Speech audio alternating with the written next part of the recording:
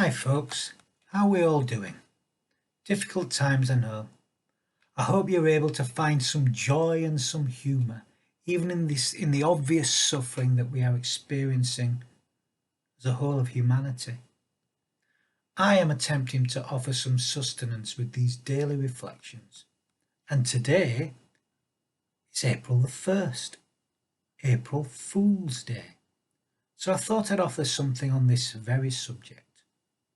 So here it is.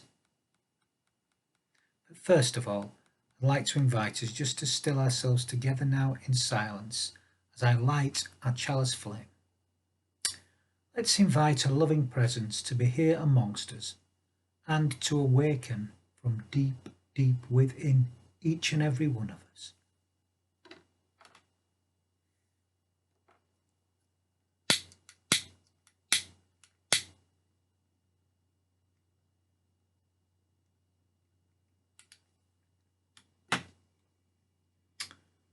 I have lit the flame of freedom in this cup of belonging, acceptance, and love. This flame reminds us of the spirit that is among us. So may our jokes be gentle and our tricks be kind, for the spirit that laughs with us, not at us, is the spirit of love. I'm going to begin with a little tale, and it's from my favourite holy fool, Nasruddin. Nasruddin is often pictured on a donkey, and there's a famous image of him riding a donkey backwards. Classic Nasruddin uncommon sense. Here's another tale about Nasruddin and donkeys. It goes by the title, What in the World Were You Smuggling? So Nasruddin the smuggler was leading a donkey that had bundles of straw on its back. An experienced border inspector spotted Nasruddin coming to his border point. Halt, the inspector said. What is your business here? I am an honest smuggler, replied Nasruddin. Oh, really? Said the inspector. Well, let me search those straw bundles. If I find something in them, you are required to pay a border fee. Do as you wish, Nasruddin replied. But you will not find anything in those bundles. The inspector intensively searched and took apart the bundles, but could not find a single thing in them. He turned to Nasruddin and said, I suppose you have managed to get one over me today. You may pass through the border. So Nasruddin crossed the border with his donkey while the annoyed inspector looked on. And the very next day, Nasruddin once again came to the border with a straw-carrying donkey. The inspector saw Nasruddin coming and thought, I'll get him this time for sure. He checked the bundles of straw again and then searched through Nasruddin's clothing and even went through the donkey's harness. But once again he came up empty-handed and had to let Nasruddin pass.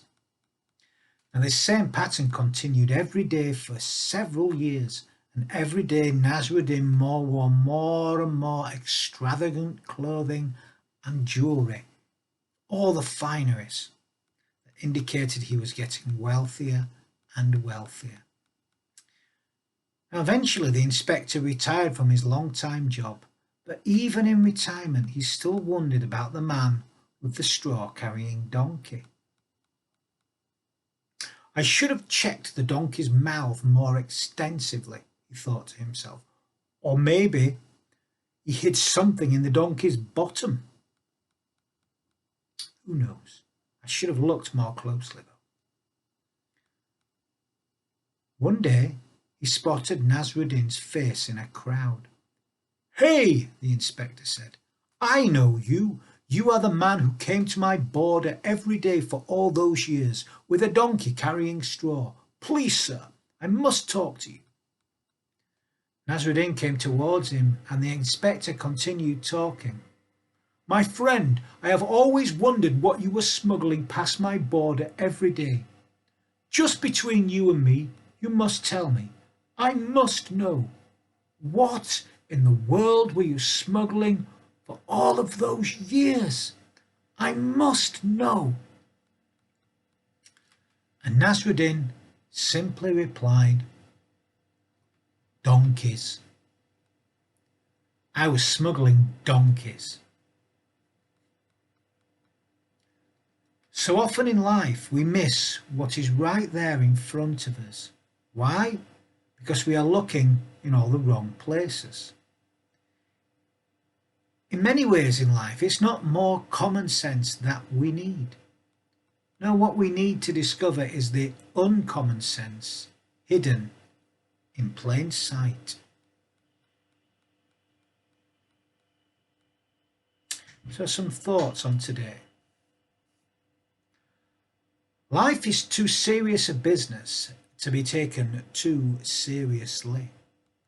I can't really remember where I was when this first dawned on me actually, or who first said it to me, or when I even first heard it. It is though a line that keeps on re-emerging into my consciousness.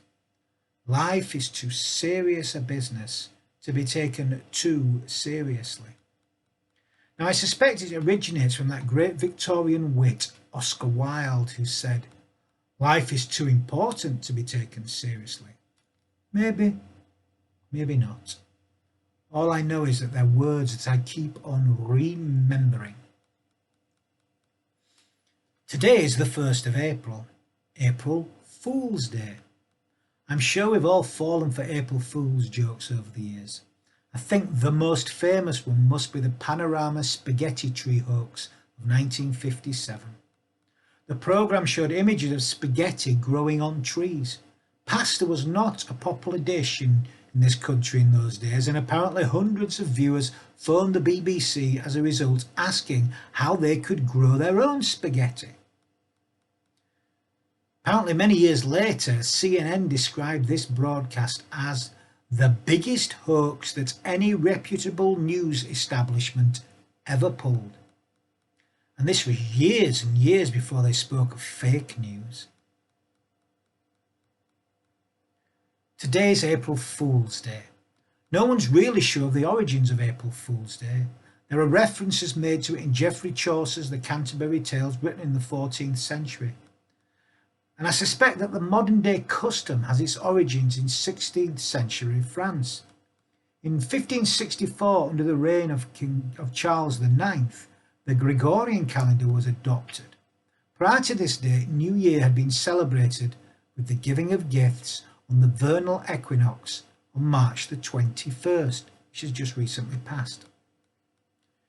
New Year, though, now fell on the 1st of January, and the people were now expected to give gifts on New Year's Day. So they began to give mock gifts, or some of them did, on the 1st of April. It seemed that many folks resisted the change, and those who persisted with the old ways were victimised, and pranks were played upon them. These people became known as April fish. You can see they still have this tradition in France of fish being placed on people. Not real fish, but cutouts of fish. Maybe sometimes real fish, if they really want to play a horrible joke. Fools, though, wise fools, holy fools, have been around a lot longer than the April Fool. Paul, in his first letter to the Corinthians, chapter 3, verse 18, makes reference to the wise fool. He says, "Do not deceive yourself. If you think that you are wise in this age, you should become fools so that you may become wise." There is great wisdom in folly. The fool can reveal deeper truths that common wisdom appears blind to. Every culture throughout human history has a version of the holy fool. The fool fulfills a vital role. He counteracts human arrogance and pomposity. He protects humanity from hubris. He breaks down the order of things, and his crazy, outspoken talk questions what is regarded as common sense. He reveals a new kind of sense, an uncommon sense. His unconventional appearance exposes the pride and vanity of those around him, and his seeming foolhardy loyalty and his love of hopeless causes undercuts the prudent self-interest of those who possess power. That said, this does make him vulnerable and at the mercy of those who hold power in this world. Nothing's changed, in that sense. Earlier, I shared the story about Nasruddin. I do love Nasruddin. I love him because he's funny, but also because he possesses uncommon sense. He often uses his apparent foolishness to his advantage. The story we heard earlier is a classic example. Time and time again, he crosses the border with a donkey. Every time it crosses the border, it is carrying 2 bales of straw, and every time the border guard searches and finds nothing. Each time they ask him what he was carrying, and each time all he says is, "I am an honest smuggler." He's not lying. He becomes more and more prosperous as the years go by and eventually retires a wealthy man. One day the customs officer asked him what he'd been smuggling all those years, to which Nasruddin simply replies, "Donkeys." The tales of Nasruddin highlight a foolish wisdom. He reveals the unobvious truth, which is often overlooked. This holy fool is powerfully disarming due to his seemingly uncommon sense.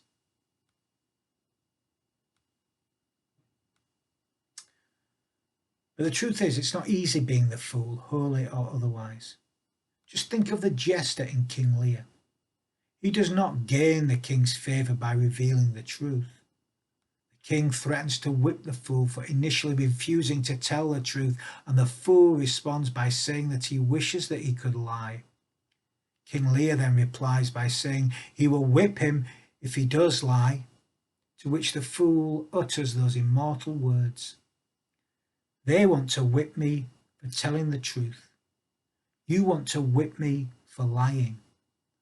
And sometimes I'm even whipped for keeping quiet. I'd rather be anything besides a fool." And I'm sure we've all felt this frustration at times. It will hurt if we tell the truth. It will hurt if we tell a lie. And it will hurt if we remain silent. It's not easy playing the fool, holy or otherwise.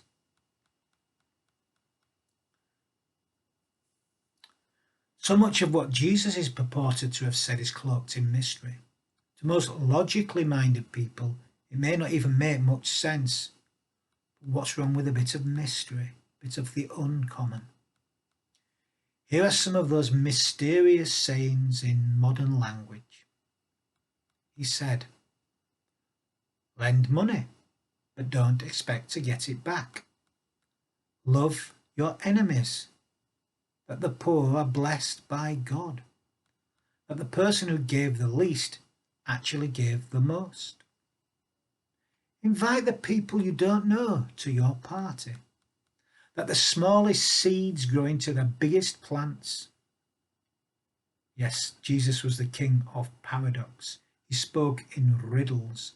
His sayings shocked and surprised those who heard them, because they reversed the order of the day.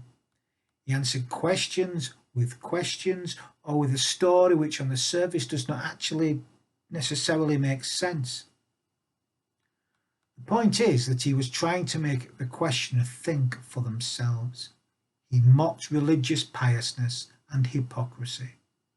And he did it long before the story of the emperor's new clothes. He pointed out who was dressed and who was undressed. He revealed such beautiful, uncommon sense.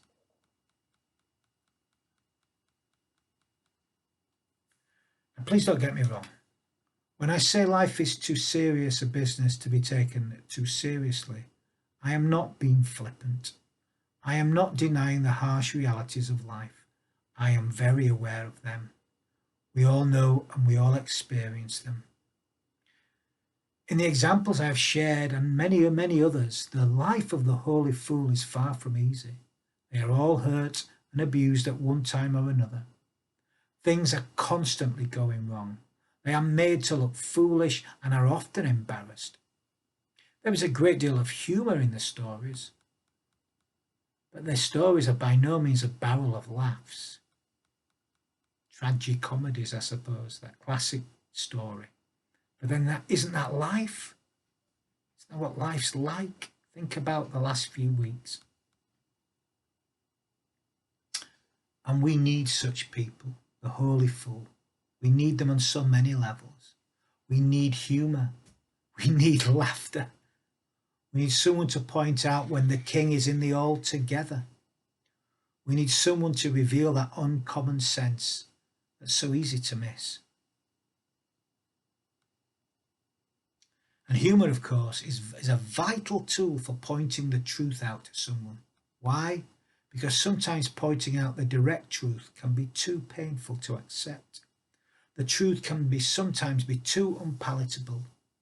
So we need to wash it down with a spoonful of sugar or a nice dose of humour. Jesus and others like him were great teachers because of how they revealed these uncommon truths that most folks wouldn't or couldn't face up to. They did not merely present facts or rules, they told stories. They made jokes, gave us some unforgettable examples. By conveying a tiny mustard seed of truth, a great truth eventually sprouted and grew, and thus uncommon sense truly did become common sense.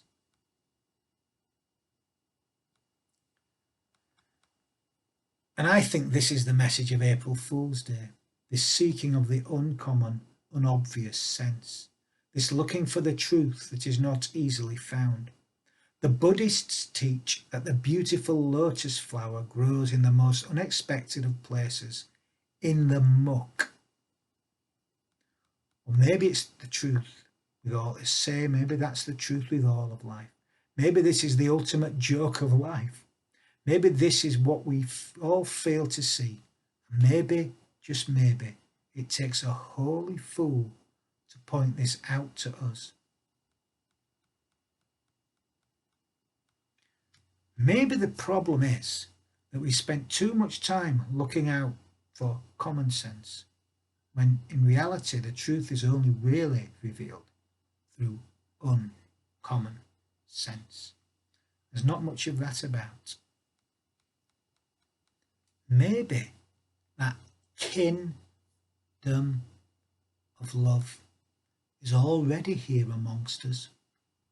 We just have not yet got eyes that can see it, or ears that can hear it.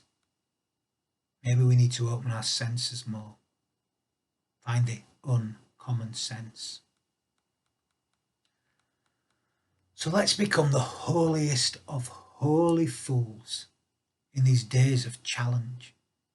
Let's stop seeking common sense and instead uncover the uncommon sense that was always right there in front of us. Just couldn't see it. Couldn't see the wood for the trees, if you like. Amen. Look for the humour in this day, the absurdity of it all, for in it you might just find what you've always been looking for. You never know. So I'm going to end this little reflection with some prayerful words of blessing. We all need more blessings. We all need to bless one another more with our loving presence. So I invite us to still ourselves once more.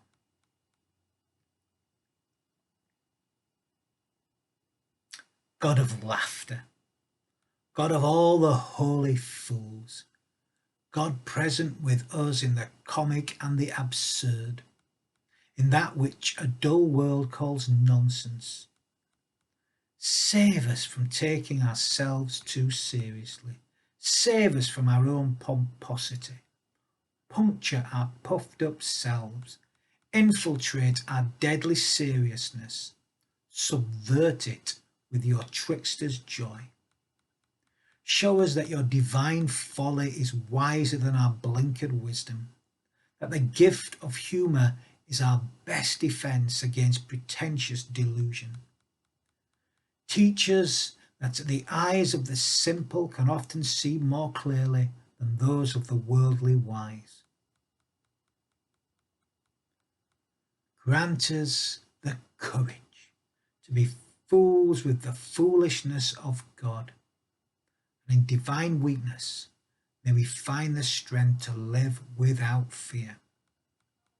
Fools like us, fools like us, fools like us. So as we return to our lives once more, let us remember to find the joy in the everyday and the love that is only truly found in the fellowship of laughter. Yeah? Let common sense thus become uncommon sense. And may the love of God bless us and hold us in all that we feel, in all that we think, in all that we say, in all that we do. Fools like us. Amen.